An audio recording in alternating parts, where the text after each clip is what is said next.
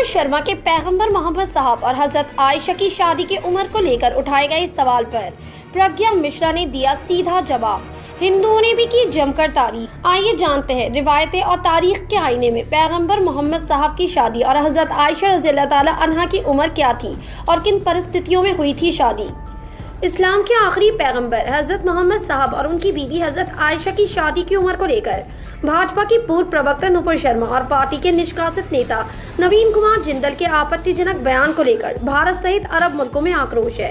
अरब के कई देशों में इस मामले पर नाराजगी जताते हुए वहां की सरकारों ने भारतीय उच्च अधिकारियों को तलब कर लिया है और वहां भारतीय उत्पादों के बहिष्कार की मुहिम भी चलाई जा रही है। हालांकि सरकार ने पार्टी के उन नेताओं के बयानों से पल्ला झाड़कर उन्हें पार्टी से निकाल दिया है। गौरतलब है कि विवाद हजरत मोहम्मद साहब और उनकी बीवी हजरत आयशा की उम्र को लेकर शुरू हुआ, जिसमें शादी के वक्त हजरत आयशा की उम्र 6 साल बताकर उस पर आपत्तिजनक टिप्पणी की गई, जबकि हकीकत ये है कि शादी के वक्त हजरत आयशा की उम्र को लेकर इस्लामी विद्वान भी एकमत नहीं है। ऐसे में पत्रकार और यूट्यूबर प्रज्ञा मिश्रा ने भी अपने यूट्यूब चैनल पर एक वीडियो अपलोड करी है, जिसमें उन्होंने बहुत ही अच्छे तरीके से इस बात पर खुलासा करा है कि पैगंबर मोहम्मद साहब की और हजरत आयशा की शादी किन परिस्थितियों में हुई। दरअसल दारुल उलूम देवबंद की वेबसाइट दारुल इफ्ता के मुताबिक हजरत मोहम्मद साहब से हजरत आयशा की जब शादी हुई थी तब उनकी उम्र 6 साल थी और जब उनकी रुखसती हुई तो उनकी उम्र 9 साल कुछ माह की थी। वहीं सही बुखारी और हदीस के मुताबिक जब पैगंबर मोहम्मद साहब से हजरत आयशा का निकाह हुआ तो उस वक्त हजरत आयशा रज़ियल्लाहु ताला अन्हा की उम्र 6 साल थी और नबी की उम्र 53 साल थी, मगर उनकी रुखसती 9 साल की उम्र में तब हुई जब वे शारीरिक रूप से बालिग हो गई थी और रुखसती का ये पैगाम उनकी माँ ने ही भिजवाया था। वहीं स्कॉलर डॉक्टर जाकिर नाइक की माने तो उनके मुताबिक हदीस के मुताबिक हजरत आयशा की शादी और रुखसती की उम्र 6 और 9 साल वाली सही है। डॉक्टर जाकिर नाइक कहते हैं कि मेडिकल साइंस के मुताबिक जब किसी लड़की को प्यूबर्टी यानी कि पीरियड्स आ जाते हैं तो वह शादी के योग्य मान ली जाती है। कुरान भी यही हुक्म देता है। वहाँ लड़के और लड़कियों की शादी की उम्र तय नहीं की गई है, बस इतना कहा गया कि जब वे बालिग हो जाएं तो उनका निकाह कर देना चाहिए। डॉक्टर जाकिर नाइक के मुताबिक दुनिया के हर हिस्से में लड़कियों को प्यूबर्टी आने की उम्र अलग अलग होती है।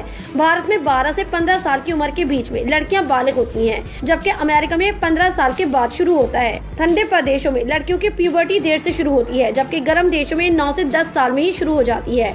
वहीं डॉक्टर जाकिर नाइक के मुताबिक सऊदी अरब एक गर्म जलवायु वाला देश है। यहाँ की लड़कियां 10 साल में ही बालिग हो जाती हैं, तो इस लिहाज से ये बात सही हो सकती है। इसे भौगोलिक दशाओं और जलवायु के लिहाज से भी देखा जाना चाहिए। वहीं जामिया मिलिया से इस्लामिक अध्ययन में मास्टर आलिम और इस्लामी मामलों में जानकार अबरार अहमद कहते हैं कि इस्लामिक वर्ल्ड में रिसर्च बहुत कम हुए हैं। मौलवियों ने सुनी सुनाई और आम तौर पर कायम तारीखी रिवायतों को ज़्यादा फॉलो किया है। दरअसल मोहम्मद साहब और हजरत आयशा की शादी कोई अचानक नहीं हुई थी, इसे लेकर एक पूरा प्रसंग है। उनकी पहली पत्नी की मौत के लगभग 10 सालों बाद हजरत आयशा से उनकी शादी तय हुई थी। कुरान में लड़कियों की प्यूबर्टी आने से पहले शादी से मना किया गया है, तो पैगंबर मोहम्मद साहब की शादी कुरान के आदेशों के खिलाफ नहीं हुई होगी।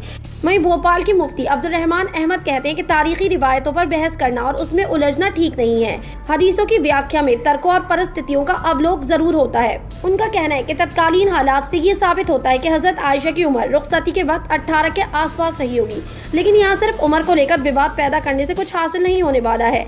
दरअसल हजरत आयशा की शादी पहले से कहीं तय थी और लड़के वालों ने किसी बात से शादी से मना कर दिया था। इसकी खबर एक औरत ने हुजूर तक पहुंचाई थी और फिर इसके बाद हजरत आयशा की मां के पास शादी का पैगाम भेजा गया था। दरअसल पैगंबर मोहम्मद साहब ने अपनी पूरी जिंदगी में पहली बीवी हजरत खतीजा की मौत के बाद 10 और शादियां की और इनमें हजरत आयशा रज़ियल्लाहु ताला अन्हा के अलावा बाकी सब विधवा और तलाकशुदा थी और अलग अलग परिस्थितियों के कारण समाज की बहिष्कृत महिलाएं थीं। वहीं प्रज्ञा मिश्रा ने अपने यूट्यूब चैनल पर बहुत ही बेहतरीन तरीके से बताया है कि आपको इन शादियों का मकसद समझने के लिए मोहम्मद साहब के वक्त अरब की सामाजिक आर्थिक हालात और कुरीतियों को समझना बेहद जरूरी है। उस वक्त पूरी दुनिया में औरतों पर जुल्म हो रहे थे। भारत में महिलाएं पति की मौत के बाद चिता पर जीवित जलाई जा रही थी। बाल विवाह आम था। 10 साल की लड़की भी अगर विधवा हो जाती थी तो उसे ताउम्र अकेले रहना पड़ता था।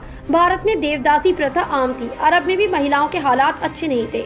महिलाओं का बाजार लगता था। लोग एक औरत बेचते और दूसरी खरीद कर घर ले जाते, गुलामों की तरह रखते, अय्याशी करते और फिर कुछ दिन बाद उसे भी बेचकर अगली ले आते। औरतों के इन हालात के कारण ही वहाँ के लोग लड़की पैदा होते ही गड्ढा खोदकर जीवित दफन कर दिया करते थे। जो औरत विधवा हो गई या तलाकशुदा हो गई उसे भी बाजार में बिठा दिया जाता था। तब पैगंबर मोहम्मद साहब ने महिलाओं के इन हालात और ऐसे बाजार का विरोध किया।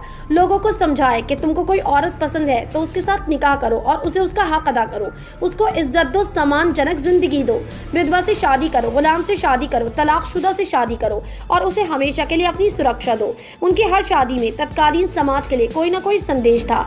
मैं इस्लामिक मामलों में जानकार मानते हैं कि तब मोहम्मद साहब के अनुयायियों, उनके फॉलोअर्स को ये बात अटपटी लगती थी कि कोई आदमी विधवा या तलाकशुदा महिला से विवाह कैसे कर सकता है।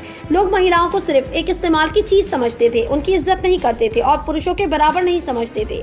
लोग समाज में फैले कुरीतियों से अभ्यस्त हो चुके थे। इसलिए पैगंबर मोहम्मद साहब ने लोगों को माइंडसेट बदलने के लिए समाज द्वारा अलग अलग कारणों से बहिष्कृत और घृणित समझी जाने वाली 9 औरतों से शादी करके अपने समर्थक और फॉलोअर्स को दिखाया, जब तुम्हारा पैगंबर ऐसी महिलाओं से शादी कर रहा है तो तुम क्यों नहीं कर सकते। उन्होंने ऐसी औरतों को समाज में मान्यता और इज्जत दिलाई और उनसे शादी करने को पुण्य बताया, ताकि समाज में सदियों से चली आ रही घिसी पिटी परिपाटी और मान्यताओं को ध्वस्त किया जा सके। कुछ विद्वान मोहम्मद साहब की शादियों को तत्कालीन परिस्थितियों और धन प्रचार की नीतियों का हिस्सा भी मानते हैं। इस बात की पुष्टि इस तथ्य से भी होती है कि मोहम्मद साहब के निधन के बाद इस्लाम के प्रचार प्रसार की जिम्मेदारी को हजरत आयशा ने बखूबी निभाया और उसे आगे बढ़ाने का काम किया। वहीं प्रज्ञा मिश्रा द्वारा शेयर किए गए इस वीडियो पर कई सोशल मीडिया यूजर्स रिएक्शन देते और तारीफ करते नजर आ रहे हैं। इस पर कोटा राजस्थान से एक यूजर ने कमेंट करते हुए लिखा कि मैं कट्टर हिंदू हूं, लेकिन आज मोहम्मद साहब के बारे में जानकर दिल नरम हुआ और आज मैं मानता हूं इस बातों को कि मोहम्मद साहब पूरी दुनिया के नबी हैं। तो वहीं इस पर रजन उपाध्याय नाम के एक यूजर ने लिखा, बात सत्य की है और झूठ का मुंह काला होना ही चाहिए। तो गोपाल गौड़ नाम के एक यूजर ने लिखा, ईश्वर एक है, इसलिए किसी भी धर्म में बताए गए ईश्वर के स्वरूप का सम्मान करें। जय हिंद। तो एक यूजर ने लिखा, बहुत सटीक ढंग से आपने समझाया, काश इसी तरह बाकी लोग भी समझें और दूसरों को अपमानित करने से बचें। अल्लाह आपको सदा खुश रखे, आमीन। ऐसे कितने ही सोशल मीडिया यूजर हैं जो इस पर अपने रिएक्शंस देते हुए दिखाई दे रहे हैं। आपकी क्या राय है?